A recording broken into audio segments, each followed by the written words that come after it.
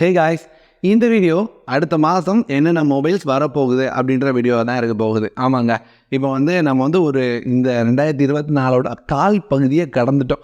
நிறைய mobiles launch பண்ணியிருக்காங்க. ஒரு சில மொபைல்ஸ் லான்ச் பண்ண வேண்டிய பாக்கியமே இருக்குது. ஸோ அப்படி பார்க்கும்போது ஏப்ரலில் மட்டும் சும்மா இருக்க போகிறாங்க. மொபைல் கம்பெனிஸ் நிறைய மொபைல்ஸ் லான்ச் பண்ண போகிறாங்க. நீங்கள் ஏதாவது மொபைல் வாங்கணும் அப்படின்னு யோசிச்சுட்டு இருந்தீங்கன்னா நம்ம சொல்ல போகிற இந்த மொபைல்ஸ் ஏதாவது உங்களுக்கு செட் ஆகுமான்னு பாருங்கள். ஏன்னா நிறைய நல்ல மொபைல்ஸ் வருதுங்க. வீடியோ ஸ்டார்ட் பண்ணுறதுக்கு முன்னாடியே இந்த மொபைல் வந்தால் நல்லா இருக்கும்பா, இந்த மொபைலுக்காக தான் ரொம்ப நாளாக வெயிட் பண்ணிட்டு இருக்கேன், வரவே மாட்டேங்குது அப்படின்னு நீங்கள் நினைக்கிற மொபைலை கமெண்ட்டில் சொல்லிடுங்க. ஸோ நீங்கள் நினைக்கிற மொபைல் நான் சொல்கிறேனான்றதை வீடியோவை பார்த்து தெரிஞ்சுக்கோங்க. ஸோ இதில் நான் ஃபஸ்ட்டு ஷேர் பண்ண போகிறது மோட்டோவோட மொபைல்ஸ் அப்படின்னு பார்க்கும்போது மோட்டோ ரொம்ப நாளாக ரொம்பவே நல்லா பண்ணியிருக்காங்க. ப்ரைஸிங்காக இருக்கட்டும், அவங்க கொடுக்குற ஸ்பெக்ஸாக இருக்கட்டும், குறிப்பாக கேமரா கூட நல்லா இருக்குது. ஸோ அப்படி இருக்கும்போது மோட்டோ நல்லா பண்ணிகிட்டு இருக்க ஒரு சீரியஸ் மோட்டோவோட ஜி சீரியஸ் இல்லையா மோட்டோ G64 இது வரப்போகுதுங்க. இந்த மொபைல் எப்படி இருக்கும் அப்படின்னு பார்த்தீங்கன்னா இதில் 6.6 இன்ச்சஸ் POLED 120Hz டிஸ்பிளே இருக்குன்னு சொல்கிறாங்க. இது போக ஸ்னாப்ட்ராகனோட 778G+ அப்படின்ற ப்ராசர், கொஞ்சம் பழைய ப்ராசர் இதுதான் இருக்கும் அப்படின்ற மாதிரி பார்க்க முடியுது. இதை தாண்டி 6000 mAh பேட்டரியாக இந்த டைம் இருக்கலாம். 25 வாட் வரைக்கும் ஃபாஸ்ட் சார்ஜிங் சப்போர்ட் இருக்கலாம். கூடவே உங்களுக்கு 64 MP ட்ரிபிள் கேமரா செட்டப்போட வரும் அப்படின்னு சொல்கிறாங்க. ஓவராலாக இது எல்லாம் சேர்த்து கரெக்டாக ஒரு 20,000 பட்ஜெட் ரேஞ்சில் இருக்கிறதுக்கான வாய்ப்புகள் அதிகமாக இருக்குது. இது ஏப்ரல் 3வது வாரத்தில் லான்ச் ஆகும் அப்படின்ற மாதிரி எதிர்பார்ப்பு இருக்குங்க. இந்த லிஸ்ட்டில் அடுத்து வர்றது மோட்டோவோட மோட்டோ H50 Pro, அதாவது மோட்டோவோட ஃப்ளாக்ஷிப் சீரியஸ் அப்படின்னு சொல்லலாம். இந்த மொபைலோட அஃபிஷியல் லான்ச் டேட்டே சொல்லியிருக்காங்க. ஏப்ரல் 1 வரப்போகுது அப்படின்ற மாதிரி கன்ஃபார்ம் பண்ணிட்டாங்க. இந்த மொபைலில் நமக்கு 6.7 இன்ச்சஸ் 1.5K OLED டிஸ்பிளே இருக்க போகுது, 144Hz ரிஃப்ரெஷ் ரேட்டோட. இது தவிர 50 MP ட்ரிபிள் கேமரா செட்டப், ஃப்ரண்டில் 50 MP கேமரா கொடுக்குறாங்க. கர்வ் டிஸ்பிளேயோட தான் வருது. ஸ்னாப்ட்ராகனோட 7 Gen 3 அப்படின்ற ப்ராசரோட ஒரு 4500 mAh பேட்டரி கொடுத்துருக்காங்க.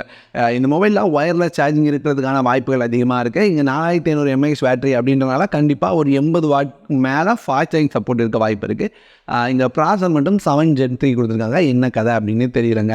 ஓவராலாக இந்த மொபைல் ஃப்ளிப்கார்ட் எக்ஸ்க்ளூசிவ் வரப்போகுது. இன்ட்ரோடக்டரி ப்ரைஸாக ஒரு 40,000 அதே மாதிரி ரெகுலர் ப்ரைஸ் அப்படின்னு பார்த்தீங்கன்னா ஒரு 45,000 இருக்கிறதுக்கான வாய்ப்புகள் இருக்காங்க. அடுத்து OnePlusலேருந்து ஸோ இந்த மொபைல் OnePluஸோட OnePlus Nord CE4 அப்படின்ற மொபைல் இது சைனாலலாம் அனௌன்ஸ் பண்ணிட்டாங்க.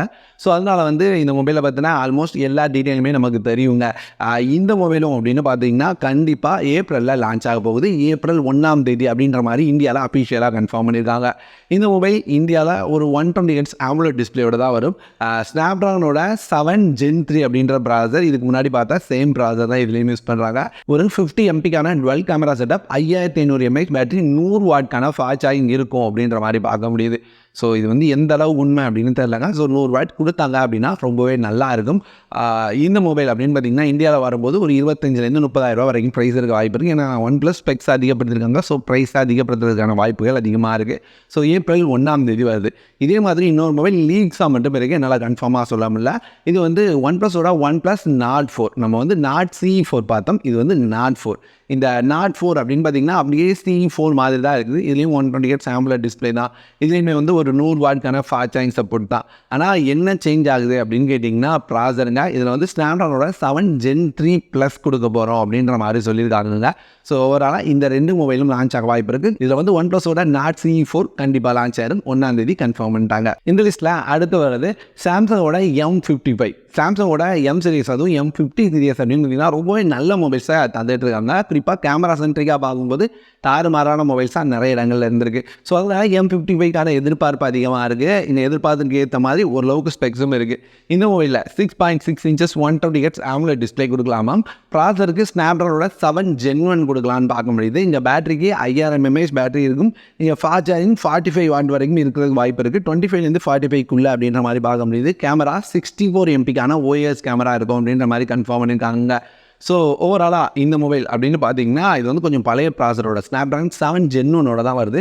ஸோ அதனால் விலை கம்மியாக இருக்கும் அப்படின்னு எதிர்பார்க்குறேன். ஸோ ஒரு 25,000 எப்போவுமே சாம்சங் இந்த எம் சீரியஸ் M50 சீரியஸ் 25,000 அந்த ப்ரைஸ் பாயிண்டில் தான் ஃபிக்ஸ் பண்ணுவாங்க. ஸோ நான் 20,000 25,000 எதிர்பார்க்குறேன். ஏப்ரலோட செகண்ட் அல்லது தேர்ட் வீக்கில் எதிர்பார்க்கலாங்க. அடுத்து ஐக்யூலேருந்து ஐக்யூ Z9X அப்படின்ற மாதிரி ஒரு மொபைல் வரும் அப்படின்ற மாதிரி பார்க்க முடியுது.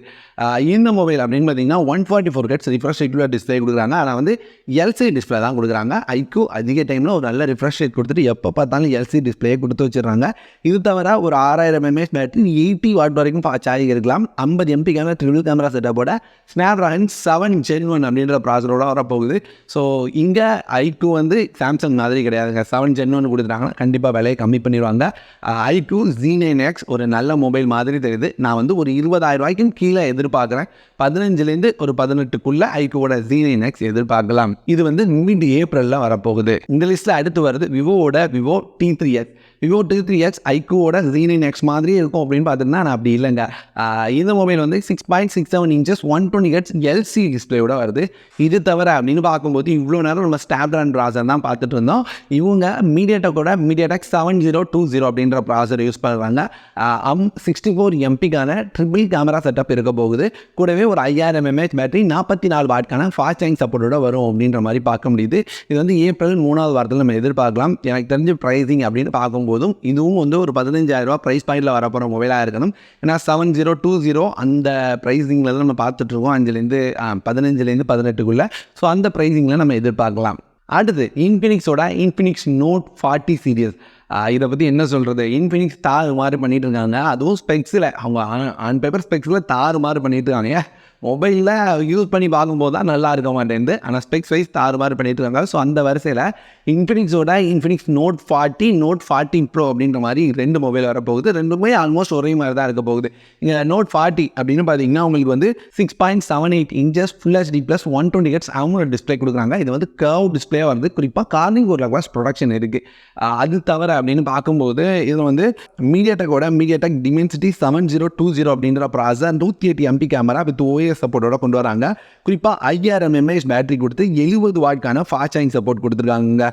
ஸோ இது தவிர அப்படின்னு பார்க்கும்போது இதில் ஒயர்லெஸ் சார்ஜிங் சப்போர்ட்டும் இருக்குது அப்படின்ற மாதிரி பார்க்க முடியுது. ஒயர்லெஸ் சார்ஜர் பாக்ஸ்லேயே வேறு வருதான், அந்த மாதிரி வேறு ஒரு ரூமர் போயிட்டுருக்கு.